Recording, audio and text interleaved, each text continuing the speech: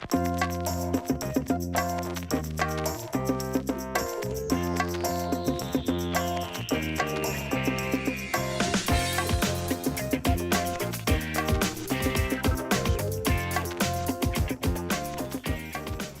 have a wonderful committee of 9 people from different parts of Arlington. We have someone from the Housing Authority. We have somebody from Parks and Recreation. We have somebody from the Conservation Commission. We have somebody from our Planning Department, which is our redevelopment board. And we have 3 members that are appointed by the selectmen. And I'm the chair and Eric's the vice chair. We all work on all the projects. We work at first on receiving applications, which we get the first part of the application in September. And then the whole committee reviews them carefully to see which projects really qualify for the Community Preservation Act funds and which projects don't qualify. If they qualify, then they go on to a second round, which starts sort of November. These are general dates. And then the committee reviews them again. We ask them for very detailed questions about finances and who the people are that are going to be doing the work, how long the project will take. So we're doing that kind of work in November and December. And in January, we start having public interviews with the applicants.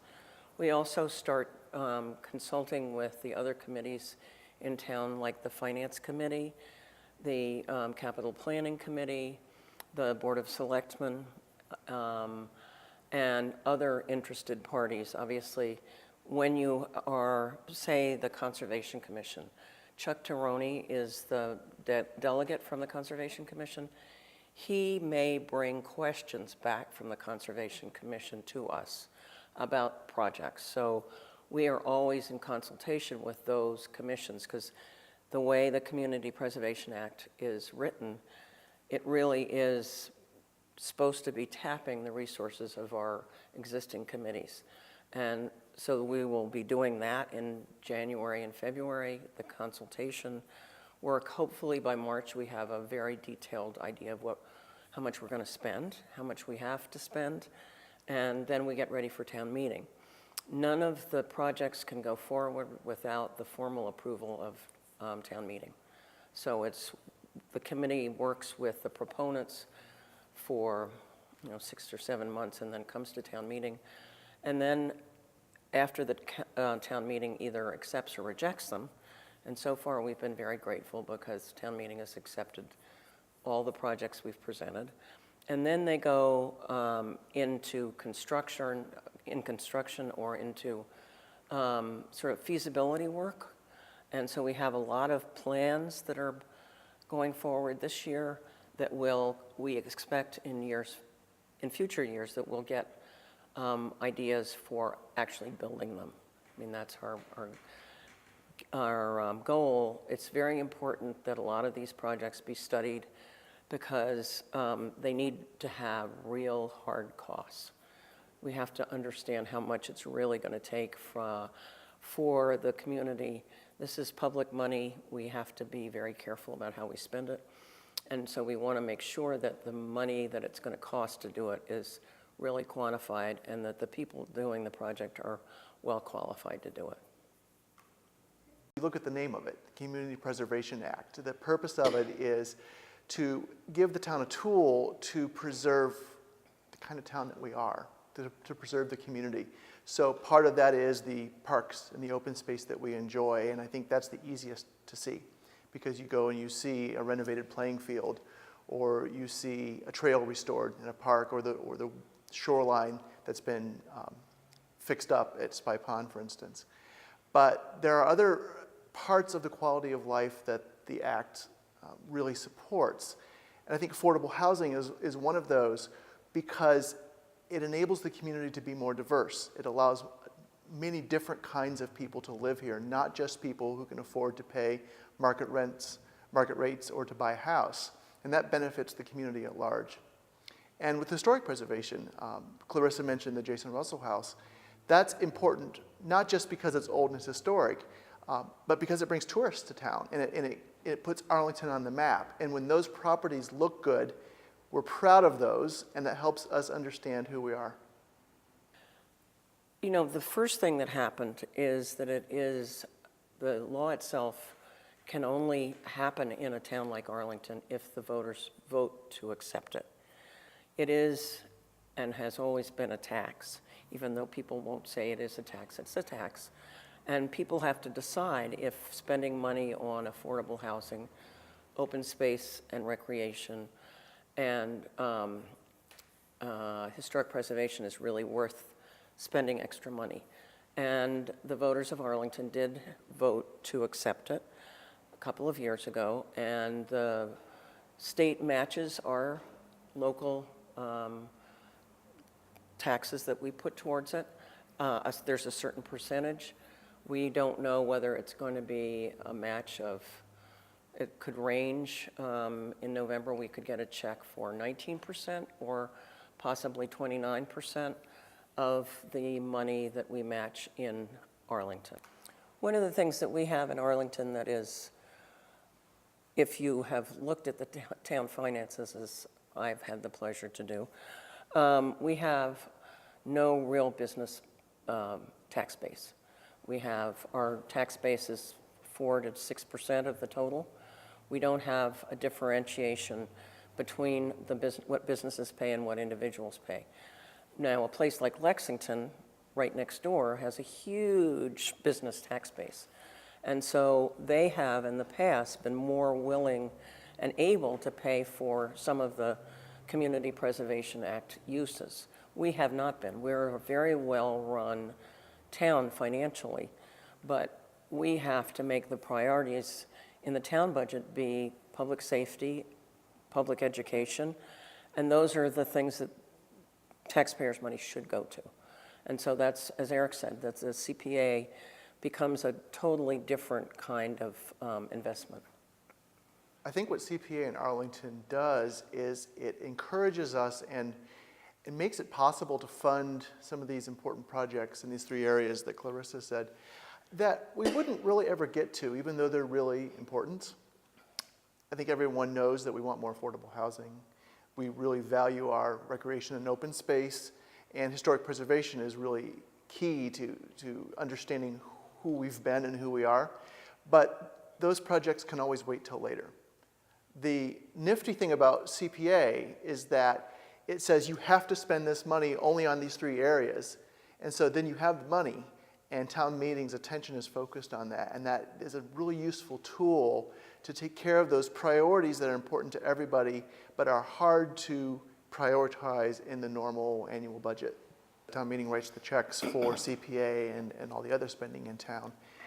But the committee's job is to make recommendations. And you know, we don't have a formula to say, well, every year we're going to spend this proportion on each category. It really depends on the projects that come in. Now, there is one requirement that is important to know, that we do have to spend at least 10% of the available funds every year on each of the 3 areas. So 10% at a minimum has to either be spent or saved for historic preservation, 10% for affordable housing, and 10% for open space and recreation. The rest of that is flexible, and we like that flexibility because it allows us to be responsive to the needs that come up from year to year. You know, we're very aware that we are spending taxpayer money, and we take that responsibility really seriously. So as we go each year through the process of inviting applications and looking at them, we learn better each year what we need to ask and what we need to ask applicants to provide us so that we can make the best decisions and we can make the strongest possible case to all the different bodies in town that we consult, the Selectmen, Finance Committee, Capital Planning Committee, and then ultimately town meeting to advance those projects. I think the residents really do benefit because they will see projects being built, and I will name several of them. The Farmer Kimball farmhouse, which was an historic resource, is also affordable, is now an affordable housing complex. It has one unit that is housing a person with disabilities, and that is terrific. Very soon, you're going to see the work that was planned last year at the Robbins Farm Park be constructed. So I think that the most visible ones will be the great big park projects that we're doing. We're doing one at Spy Pond as well. Last year was the planning phase. This year there's a little more planning, but there's also going to be some actual construction of pieces of that plan. So I think and we have under construction now some really important work at two historic resources. One is the Jason Russell House, which is the site of the bloodiest battle of the first day of the American Revolution. And there we're doing foundation work. And then also at the Robbins House, Carriage House, which is a project that maybe you can film soon because it's under construction. That is also an important resource. As you know, we have a number of really exciting ones coming up this year that were just approved by town meeting.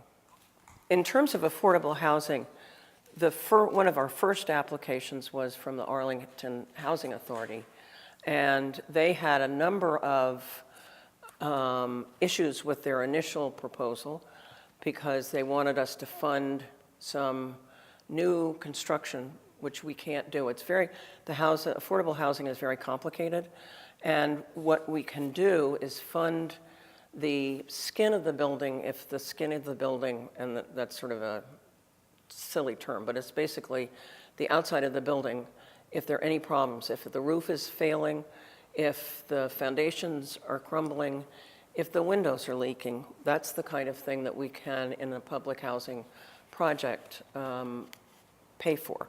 And the first application from them, we worked with them, and then we decided that the best thing for them to apply for was the replacement of the windows in Drake Village. And that is underway. I believe the windows have been ordered, but the construction is not complete. And yes, the Housing Authority of Arlington has brought to us 3 projects. One is constructed, that's the Kimball Farmer House. The other one is going to be begun at 20 Westminster, and that's going to have 9 units of affordable housing, and that's starting construction in July. And the other one, which is a pre-construction application, is Downing Square, also right across the street from 20 Westminster. And both of those are in the Heights, and I'd say that the Kimball Farmer House is in the sort of the center of town. We don't have that many that are near completion except for the one affordable housing project I talked about before. And it's, fully occupied. I think that's the most important thing. One of the first things we've learned is once town meeting approves a project, we have to have a contract to work on the historic resources, for instance, the Jason Russell House. In order to use the money for historic preservation, we have to make sure we have the deed, or that the people, which is the Jason Russell House, the Arlington Historical Society has to have the deed for the land. Well, nobody could find the deed. Nobody could find if there was already an historic preservation easement, those are requirements for the money to be spent there. We did find them all, but it was interesting because there are certain requirements in the historic preservation field, also in the affordable housing field, where we need to get a permanent easement that the properties we're working on will be affordable in perpetuity. So there are certain sort of things that we didn't really understand as well as we should, so we're now understanding them better. We also got to use some of our funding to hire an outside lawyer because historic preservation law is very complicated. So we had to use some of our administrative funds, which we do have, to have that kind of expertise. Now we don't need that anymore, that our town council can do the work, but that's been one of the things. The other thing is we've learned to tighten up our requirements for the proposals.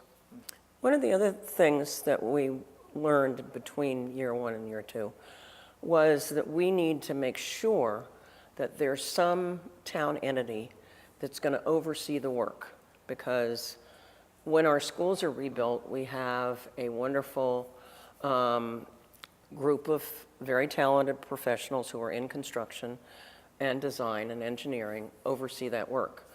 And we realized last year that the way the applicants were making, had an application for the carriage house, for instance, by the people that oversee that, or who are in Health and Human Services.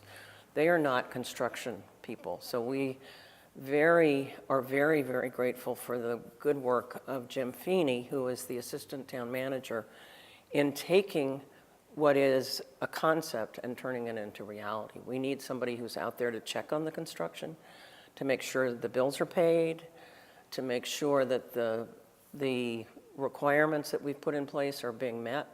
And that also, I think, is a tremendously good step forward, because we need to be not just looking at paper, we need to be looking and seeing the rotten sills in the carriage house, that kind of thing, and being on site, having somebody there to say, oh, we hadn't anticipated this, is there a construction contingency to pay for this?